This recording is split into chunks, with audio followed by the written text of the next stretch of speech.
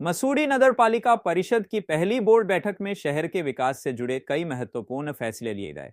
कुल 95 प्रस्तावों में से 92 को सर्वसम्मति से मंजूरी मिली, जबकि 3 प्रस्ताव निरस्त कर दिए गए।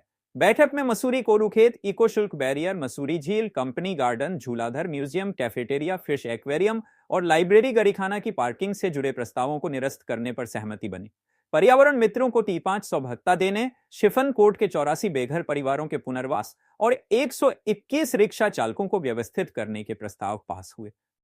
देखिए, बहुत महत्वपूर्ण मुद्दों पे यहाँ पे बातचीत हुई है और बोर्ड, जैसे मैंने पहले भी कहा है, बहुत सजग बोर्ड है, जागरूक बोर्ड है। सबने बहुत अच्छी तरीके से पार्टिसिपेट किया है चर्चाओं में और कुछ मुद्दों पे जो निर्णय लिए गए हैं बोर्ड के माध्यम से, एक तो जो सेंट मैरी हॉस्पिटल है और घर क्लिनिक है उसको फिर से सुचारू करने के लिए बोर्ड का निर्णय रहा है। दूसरा, वो सेंट मैरी हॉस्पिटल बंद क्यों किया गया, घर क्लिनिक तोड़ा क्यों गया, इस और जो अगर तोड़ा भी गया है तो वो जो वहाँ की जो संपत्ति थी वो कहाँ है, उस पर पूरा बोर्ड की तरफ से गया है कि उस पर एक जांच होनी चाहिए, जो मुझे लगता है जो वाजिब भी है, होनी भी चाहिए। पता होना चाहिए कि नगर पालिका की जो संपत्तियां हैं जो खुर्द-बुर्द की जा रही थी, वो आखिर खुर्द-बुर्द क्यों की गई और कहाँ चली गई। दूसरा, कुछ प्रस्ताव ऐसे थे, चाहे वो रोडों के थे, जो शासन को भेजने थे, हम लोगों ने वो शासन को भेजे हैं। कुछ नगर पालिका की जो परिसंपत्तियां हैं, जो 20, 25, 30 सालों तक के लिए लीज पे दी गई थी, आज बोर्ड ने उसको भी टर्न डाउन किया है और उसको भी हम लोग शासन में भेजने वाले हैं। अंतिम निर्णय शासन का उसमें रहेगा। और इस तरीके से कई सारे प्रस्ताव थे जो क्योंकि लंबे समय से बोर्ड की बैठकें नहीं हुई थी, जिस वजह से जो मोहल्लों के जो हमारे रास्ते थे, क्योंकि मसूरी की भौगोलिक परिस्थितियाँ एक अलग तरीके की परिस्थितियाँ हैं, तो उन रास्तों के निर्माण के लिए भी सर्वसम्मति से यहाँ कई सारे प्रस्ताव पास हुए हैं।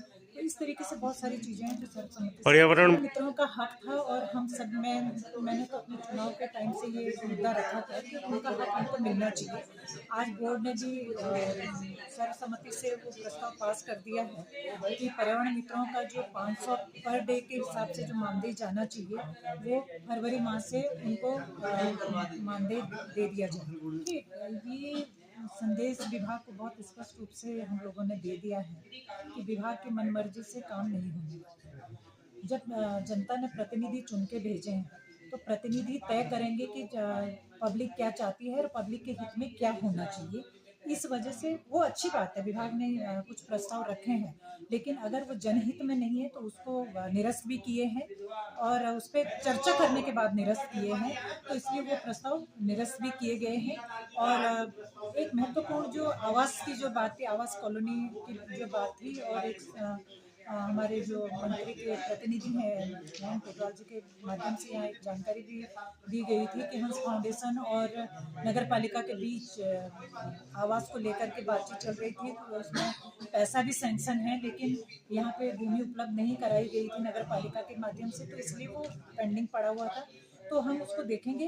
नगर पालिका के बोर्ड ने भी इसमें सर्वसम्मति जताई है कि चाहे वो 56 कोट के लोगों का मामला हो, तो जो आवास की जो समस्या है, उन समस्याओं को का निराकरण किया जाएगा। हंस फाउंडेशन के साथ भी बातचीत की जाएगी।